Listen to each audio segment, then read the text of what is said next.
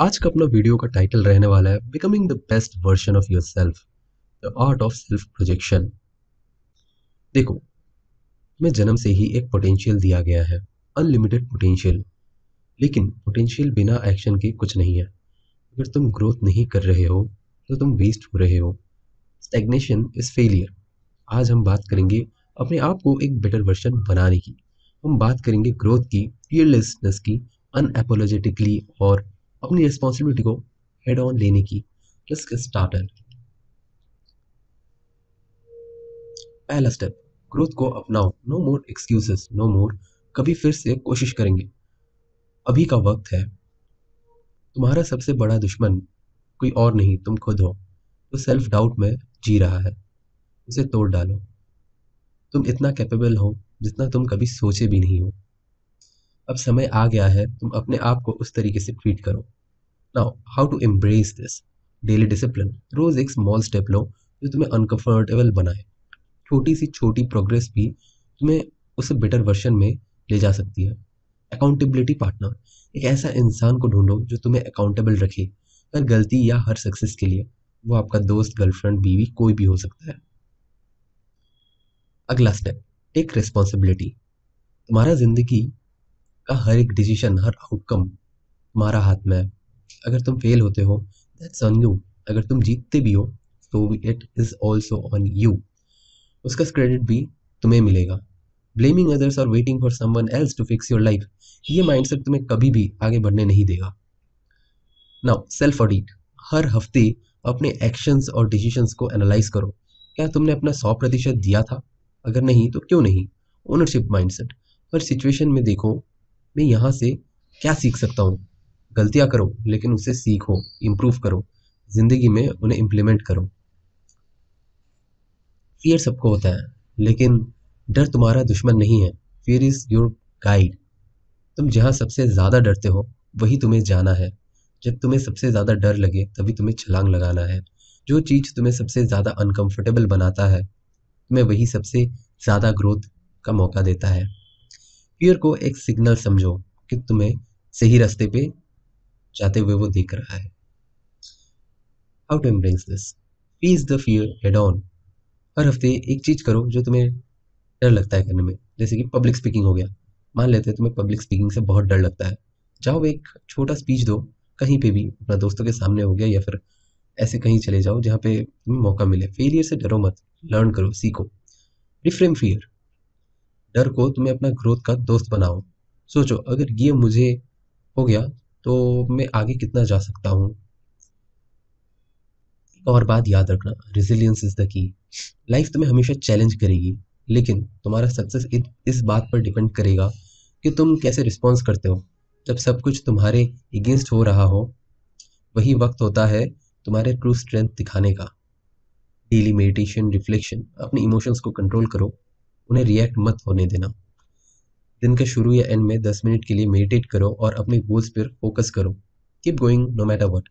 जब तुम्हें लगता है सब कुछ गिर रहा है, वही वक्त होता है जब तुम्हारा सबसे बड़ी ब्रेक थॉट्स आने वाली होती है। आखिर में, तुम्हारा बेस्ट वर्जन बनने के लिए तुम्हें फियरलेस, रिस्पॉन्सिबल और रेजिलिएंट बनना होगा। तुम्हें अपने कंफर्ट जोन से निकालना होगा और अपनी ज़िंदगी की हर एक चीज़ का रिस्पॉन्सिबिलिटी लेना होगा। रिमेंबर, तुम्हारी ग्रोथ तुम्हारे हाथ में है और तुम्हें कोई रोक नहीं सकता है। अपने सपनों को एक क्लियर पिक्चर बनाओ और उस पर डेली लाइफ में इंटीग्रेट करो। हर दिन उस विजन को देखो और उसे काम में लगाओ। Embrace the journey. ये प्रोसेस स्लो होगा, पेनफुल होगा, लेकिन हर स्ट्रगल के बाद तुम्हें एक नया लेवल पे जाओगे। जर्नी को अपना ग्रोथ समझो। तुम अपने सबसे बड़े पोटेंशियल को छू के तैयार हो। Stop waiting and start becoming. तो चलो, ये था तुम्हें मोटिवेट करने के लिए। अब बात करते हैं तुम्हें किस किस चीज़ पे फोकस करना होता है। मान लो तुम अभी कॉलेज में हो, तो तुम कैसे अपनी लाइफ को बेटर वर्जन बना सकते हो। सेल्फ केयर ज़रूरी होता है।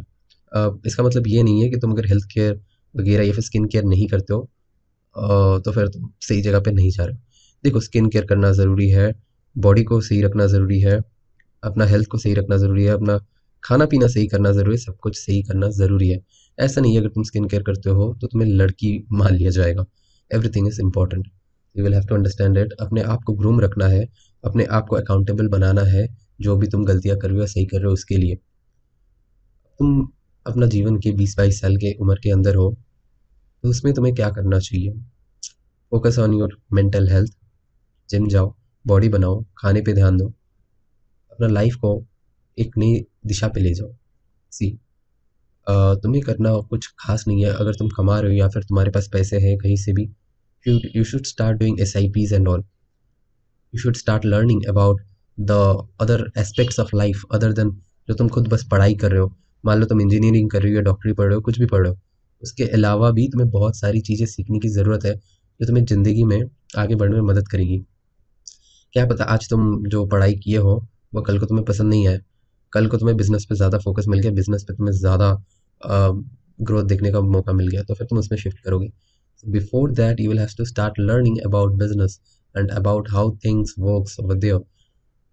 म्यूचुअल फंड्स है, फिर जाके स्टॉक मार्केट है, फिर जाके अपना फॉरेक्स है। इसमें अगर तुम्हें इंटरेस्ट है तो ये सब भी ज़रूर ट्राई कर सकते हो। ये सब में ज़्यादा कुछ आपको टाइम वगैरह वो सब नहीं लगता है। देखो, अब म्यूचुअल फंड की बात करें तो वो सब्जेक्ट टू मार्केट ट्रस्ट वगैरह वो सब तो अपना सदियों से चला आ रहा है। म्यूचुअल फंड होते हैं बेसिकली, मैं तुमको थोड़ा बहुत आइडिया दे सकता हूँ। हालांकि मैं कोई बंदा नहीं हूँ जिससे तुम्हें एडवाइस लेना चाहिए इन सब बातों में, लेकिन फिर भी since I have studied somewhat so I can tell you. Mutual fund होता क्या है बेसिकली, मान लो जैसे बजाज फाइनेंस हो गया या फिर बड़े बड़े मारुति की स्टॉक्स हो गए, टाटा के स्टॉक्स हो गए, ऐसे कई सारे स्टॉक मिलके एक पर्टिकुलर जगह में उसको फिक्स करके उसके बाद वो म्यूचुअल फंड बनता है। Simple as that. एक जार के अंदर तुम 10 तरीके की अगर मिठाई रख दोगे तो वो जो डब्बा बनता है उसको म्यूचुअल फंड कहा जाता है। वो मिठाई के लिए मिठाई पे ही नहीं बनता है, उसके अंदर तुम बहुत कुछ रख सकते हो, बहुत अंदर का कंटेंट चेंज कर सकते हो। वैसे ही म्यूचुअल फंड का ये भी चेंज होता रहता है, तो इस तरीके से होता है म्यूचुअल फंड वगैरह। Start doing S I P में क्या होता है बेसिकली, मान लो तुम सपोज जॉब कर रहे हो अभी और तुम महीने का 20,000 कमा रहे हो, तुम 5,000 का SIP कर दे रहे हो, तो वो क्या होता है, वो धीरे धीरे ग्रोथ होता रहेगा। हर महीने तुम 5,000 करके अगर देते हो तो कितना बनता है, साल का बन जाता है लगभग 60,000 रुपये। 60,000 रुपये अब वही तुम हर महीने देते देते जा रहे हो। और अच्छा खासा अगर फंड सिलेक्ट करते हो, स्मॉल कैप, मिड कैप या फिर जो भी तुम्हें सही लगता है, वो तुम्हें स्टडी करना है खुद से। एक्सपेंस रेशियो क्या है वो देखना है। और पहले बता दो, फंड दो तरीके होते हैं, एक रेगुलर और एक डायरेक्ट फंड होते हैं। तो रेगुलर में क्या होता है बेसिकली, उसका एक्सपेंस रेट ज़्यादा होता है, कमीशन खा जाता है बैंक वाले या फिर जो भी हो जिससे भी तुम करवा रहे हो, कोई ब्रोकर वगैरह, वो सब में थोड़ा बहुत चार्जेस 1.5% के आसपास चला जाता है, 1.5 या 2 के आसपास। डायरेक्ट प्लान में होता है क्या है, लगभग एक्सपेंस रेशियो 0.5 से 0.7 में होता है। तो वो एक्सपेंस रेशियो तुम ज़्यादा नहीं बियर करना पड़ता है तुम्हें। मान लो कि 1 लाख का अगर तुम्हारे पास फंड है और तुमने कहीं पे लगाया हुआ है, प्रॉफिट 10,000 निकला, तो लगभग तुम्हारा कुछ परसेंटेज वो ब्रोकरेज ले लेंगे, तो वो तुम अवॉइड कर सकते हो। वो तुम्हें बहुत ही ज़्यादा डाइवर्सिफाइड टॉपिक है, तो इसमें मेरे को डिटेल में बात करना पड़ेगा कभी, लेकिन बस इतना तुम थोड़ा बहुत सीख सकते हो। अब देन ये हो गया तुम्हारा म्यूचुअल फंड, जिसमें तुम्हें रिस्क लेने का कोई ज़रूरत नहीं है। ऑन दी अदर हैंड तुम्हें रिटर्न भी अच्छा खासा मिल जाएगा। एवरेज तुम अगर सही से फंड चूज करते हो तो सालाना तुम एक्सपेक्ट कर सकते हो, अगर मैं लमसम की बात करूँ, एक बार में अगर तुम 1 लाख लगा रहे हो तो एक्सपेक्ट कर सकते हो साल में वो तुम्हें एटलीस्ट 30% का रिटर्न दे देगा, अगर तुम सही से फंड चूज करते हो तो। मैं खुद मतलब उठा रखा हूँ इतना, मैं बता सकता हूँ। अब तुम और ज़्यादा रिस्की फंड लोगे तो उसमें तुम 50% भी एक्सपेक्ट कर सकते हो। क्या पता, वैसे मैं बता नहीं रहा हूँ कि हो सकता है, it's totally depending upon the fund that you choose and I don't have any saying over this, but या। फिर आता है तुम्हारा इंडियन मार्केट या फिर ट्रेडिंग जिसको बोलते हैं। ट्रेडिंग में तुम स्विंग ट्रेडिंग कर सकते हो और इंट्राडे ट्रेडिंग कर सकते हो, ठीक है। अब इंट्राडे और स्विंग में लाइक या फिर होल्डिंग जिसको बोलते हैं या फिर इन्वेस्टमेंट, फ़र्क क्या होता है? तो देखो, इंट्राडे वाले जो होते हैं, मान लो तुम 50,000 का कैपिटल लेके मार्केट में उतरते हो और 50,000 तुम इन्वेस्ट करते हो, 50,000 का तुमने 10% अचीव कर लिया। या फिर मान लो 10,000 लेके तुम मार्केट में उतरते हो, क्योंकि ज़्यादातर केसेस में I would suggest people to go with 10,000 और 15,000 मैक्स, जिसमें तुम 3 या 4 लॉट ही ले सकते हो। बैंक निफ्टी हो गया या फिर अपना निफ्टी 50 हो गया या फिर अपना फिर निफ्टी कुछ भी हो गया। तो ज़्यादातर केसेस में 3-4 लॉट में ही ट्रेड करना चाहिए इनिशियल फेज में। इससे क्या होता है, धीरे धीरे आपको ट्रेडिंग का भी आइडिया लग जाता है, कैसे कौन सा काम कर रहा है, कौन सा आपके लिए है। फिर धीरे धीरे अगर आप देखते हो लाइक इंट्राडे में आप डेली 10% ओवरऑल अचीव कर पा रहे हो और आपने 1-2 महीना से इसको लाइक कंसिस्टेंटली आपने एफर्ट डाल के अपने आप को उस मुकाम पे आप ले जा चुके हो, तब आप ट्रेडिंग को सोच सकते हो, एज अ ऑप्शन देख सकते हो। तो ये था ट्रेडिंग का मतलब, इंट्राडे ट्रेडिंग का बता रहा हूँ मैं। अब इंट्राडे ट्रेडिंग के बारे में डिटेल में जानना है तो वो मैं बता सकता हूँ किसी अगले वीडियो में। तो ये हो गया इंट्राडे का। तो इंट्राडे में बेसिकली आप खरीदते हो और दिन में दिन ही बेच देते हो, और फिर उसमें बीटीएसटी वगैरह बहुत कुछ होता है, और भी बहुत कुछ होता है, एक्सपायरी के दिन पैसा डबल होना वगैरह वगैरह। तो वो सब भी होता है, वो आपको एजुकेशन लेसन लेना पड़ेगा, बिना लेसन के मार्केट में नहीं उतरो। ये हो गया अपना इंट्राडे। अब बात करते हैं स्विंग ट्रेडिंग। स्विंग ट्रेडिंग में होता है क्या है, बेसिकली तुम एक हफ्ते 2 हफ्ते के लिए होल्ड करते हो, किसी स्टॉक को तुमने बाई किया है और उसको तुम होल्ड करते हो, फिर उसे तुम बेच देते हो कुछ दिन बाद। ये होता है बेसिकली स्विंग ट्रेडिंग। मान लो मैं आज आईटीसी का शेयर 255 या कुछ का चल रहा होगा, तो मैंने खरीदा, तो फिर उसके बाद मैंने टारगेट लगा के रख दिया मेरे को 300 पे उसको बेच देना है। तो जैसे ही 300 पे वो जाएगा वो बिक जाएगा, और मैंने इसे लगा के रख दिया कि मेरे को 250 का है तो 240 पे मैं इसे लगा के बैठ जाऊंगा। 240 से नीचे जाएगा तो ये एग्जीक्यूट मतलब बिक बिक जाएगा, मेरा लॉस नहीं मैं विथस्टैंड करने वाला हूँ ज़्यादा। तो हमेशा याद रखना, चाहे आप इंट्राडे करो या फिर जो भी करो, इसे लोन लगाना ज़रूरी है, स्टॉप लॉस लेना ज़रूरी होता है। फिर आता है अपना इन्वेस्टिंग। इन्वेस्टिंग में बंदे क्या करते हैं, लॉन्ग टर्म के लिए होल्ड करते हैं किसी भी स्टॉक वगैरह पे, या फिर कुछ भी आप बाई करके रख देते हो, ओवर द ईयर आप बेचते हो। इसे लॉन्ग टर्म के लिए होल्डिंग्स या फिर इन्वेस्टमेंट भी मान सकते हैं। फिर बहुत सारी चीज़ें हैं, मैं आपको बस बेसिक बेसिक जो चीज़ें वो बता रहा हूँ। फिर ये हो गया अपना होल्डिंग मार्केट, इंडियन मार्केट का हो गया। इसके बाद आता है अपना फॉरेक्स मार्केट, फॉरेक्स ट्रेडिंग, जिसे लोग आप यूट्यूब इंस्टाग्राम पे हर जगह देखते हो, लोग करोड़ों करोड़ों छाप रहे हैं। 1 साल 2 साल में लोग लैम्बोर्गिनी फरारी फलाना ढिमकाना ले रहे हैं। तो इसका फंडा क्या है, इसका फंडा भी सिंपल है। फॉरेक्स ट्रेडिंग में होता है क्या है, आप बेसिकली बाहर की कंपनी का जो मतलब, मान लो गोल्ड हो गया, फिर सिल्वर हो गया, या फिर आपका क्रूड ऑयल हो गया, फिर आपका बिटकॉइन हो गया, फिर आपका ये करेंसी एक्सचेंज हो गया, इन सब में आप ट्रेड करते हो, ठीक है। फॉरेक्स में बाहर का कंपनी में भी ट्रेड करते हो, मगर यूजुअली बंदे इसी पे ट्रेड करते हैं। तो फॉरेक्स में आप लेवरेज ले सकते हो, फॉरेक्स ट्रेडिंग में आपको अप टू 400x तक का लेवरेज मिल जाता है। उससे ज़्यादा या कम कभी मिलता है, यूजुअली मैं बता रहा हूँ क्योंकि मैं एक्सएनएस पे करता था, मेरे को अराउंड 1:400 का लेवरेज मिल जाता था। तो आई स्टिल रिमेंबर लाइक मैंने बहुत पैसा गवाया भी है फॉरेक्स ट्रेडिंग के चक्कर में, और बहुत पैसा अर्न भी किया है, मतलब बहुत नहीं, मतलब जितना अर्न किया उतना ही गवाया भी है। तो वो आपके ऊपर डिपेंड करता है कि आप किस तरीके से उसको हैंडल करते हो। तो इनिशियल स्टेज में मैंने लाइक जितना पैसे कमाए थे उतना पैसे मैंने गवाए भी थे, like because of one mistake, that is I did not put SL. SL मैंने नहीं लगाया था, इसलिए मेरा पूरा फंड उड़ गया था। तो या तो फॉरेक्स ट्रेडिंग में आपको करना ये होता है, मतलब आप कभी भी खुला रहता है, 24x7 लगभग खुला रहता है, मान सकते हो। और बिटकॉइन वगैरह क्रिप्टो करेंसी में ट्रेड करते हो तो कभी भी आप पैसा छाप सकते हो। तो अब वो लीगल है या नहीं लीगल है वो आपके ऊपर है, वो स्टडी आपको करना है आपका खुद का दिमाग लगा के।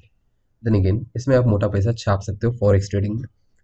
तो इसमें आपको रात का टाइम फ्रेम मिल जाता है, दोपहर का टाइम फ्रेम है, सुबह का टाइम फ्रेम है, जिस टाइम फ्रेम में आपको जमता है उस टाइम फ्रेम में करना होता है। लेकिन यूजुअली शाम का जो 7 PM वाला टाइम फ्रेम होता है, उसके बाद ज़्यादा मार्केट में वॉल्यूम रहता है, तो उस वक्त पे ही ज़्यादा बंदे ट्रेड करते हैं। तो ये मैंने बता दिया लाइक कुछ सिंपल थिंग्स। ये हो गया जो सिंपली लाइक पैसा अर्न करने के लिए, पैसा से पैसा बनाने का खेल जिसको बोलते हैं, ये हो गया वो। अब बात करते हैं अब अलग आप दूसरा क्या कर सकते हो to earn money and earn becoming a better version of yourself if you want to provide for your family whatever।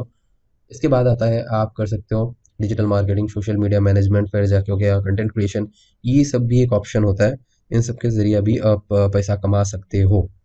तो सोशल मीडिया कंटेंट क्रिएशन मतलब इंस्टाग्राम पे आप इन्फ्लुएंसर वगैरह देखते हो, तो आप कंटेंट क्रिएट कर सकते हो। और इसमें क्या होता है, बेसिकली ब्रांड आपको पैसा देता है कुछ प्रमोट करने के लिए, ब्रांड का कुछ प्रोडक्ट हो गया, कुछ फोटोज़ हो गया, कुछ रील्स हो गया, वो आप बनाते हो, उसके लिए आपको प्रमोशन, एज अ प्रमोशन मतलब पैसा मिलता है। सपोज मान लो एक पोस्ट का आपको 10,000 मिला, 50,000 मिला, so it totally irrelevant the money and all. मैं एक रैंडम फिगर बता रहा हूँ बस। तो ये मतलब किसी किसी पोस्ट के लिए बंदे मैंने देखे हैं जो 1 लाख 2 लाख तो ईजिली चार्ज कर ही लेते हैं। और अगर आपके पास अच्छा खासा मिलियंस में फॉलोअर्स है तो आप 5-6 लाख भी चार्ज कर सकते हो ईजिली।